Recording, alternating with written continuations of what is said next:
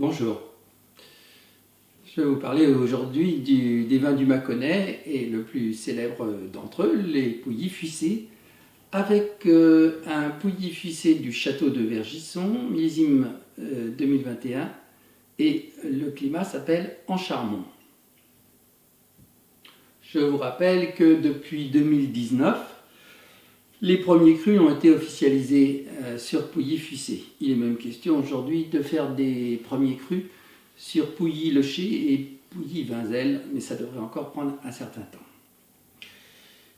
Le château de Vergisson, comme son nom l'indique, est sur la commune de Vergisson. En revanche, le climat en Charmont est un peu plus au sud, sur la commune de Solutré-Pouilly. Ces premiers crus, il y en a sur toutes les communes de l'appellation. C'est tout à fait justifié. Le climat en Charmont est un peu en altitude, dans les 300 mètres, à côté du premier cru en Cervie, que possède d'ailleurs le domaine. Le domaine date d'il y a une bonne dizaine d'années, de 2012. C'est Pierre Desroches qui est propriétaire. Ils font donc toute une gamme de Pouilly Fuissé et également du Saint-Véran.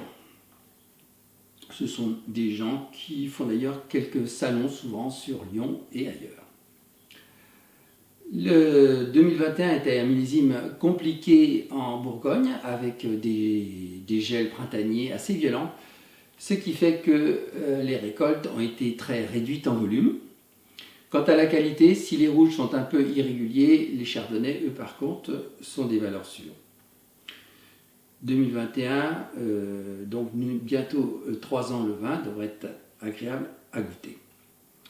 Je vous parlerai après de l'évolution des vinifications un peu partout, et notamment en Bourgogne.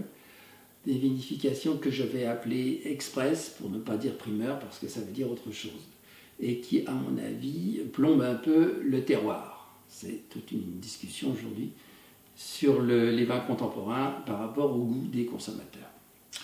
Nous allons donc goûter ce Pouilly en vous rappelant que les sols dans cette région sont très compliqués, et si bien sûr il y a une majorité de calcaire avec la fameuse roche de Solutré, il y a aussi des influences granitiques puisque nous sommes en fait sur les bords extrêmes du Massif central.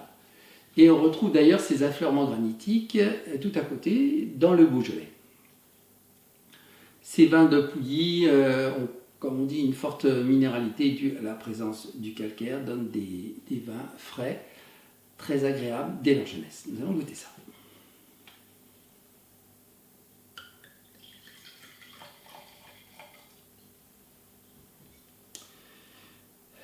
La robe est belle, petite nuance encore très discrète de vert. Le vin est bien sûr dans sa jeunesse. Le nez est intense sur la poire, sur l'alcool de poire, sur l'amande et le raisin sec. Un nez très typé chardonnay, des notes de beurre frais. Un nez intense.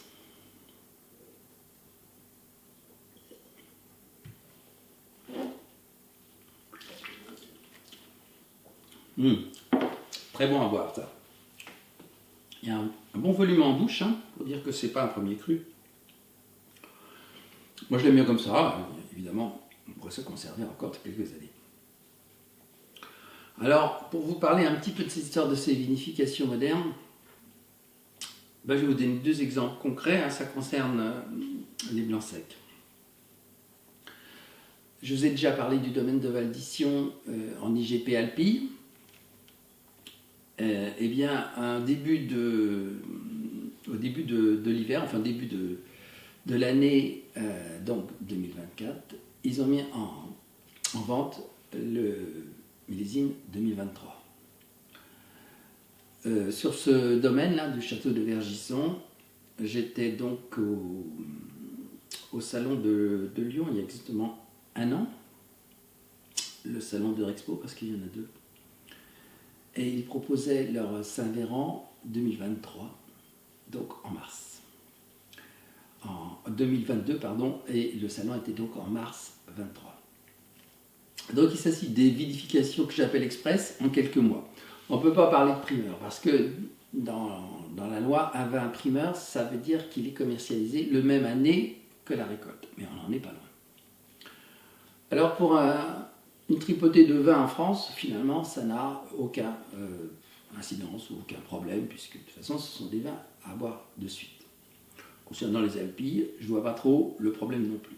En revanche, sur des terroirs bourguignons, comme à Saint-Véran, ça commence à poser problème. D'autant plus qu'il est vaguement en question de proposer à l'INAO des premiers crus à Saint-Véran. Enfin, ça ne sera pas pour tout de suite. Commencer à faire des vins en quelques mois sur des terroirs pareils, c'est problématique. Ça va faire des vins, pchit, et puis il ne va pas rester grand-chose après. Et si ces façons de travailler devraient se généraliser, alors on peut dire que les terroirs vont prendre un vieux coup. Et ça, ce serait très dommage que le chardonnay bourguignon soit embarqué dans cette affaire-là. Voilà, à bientôt.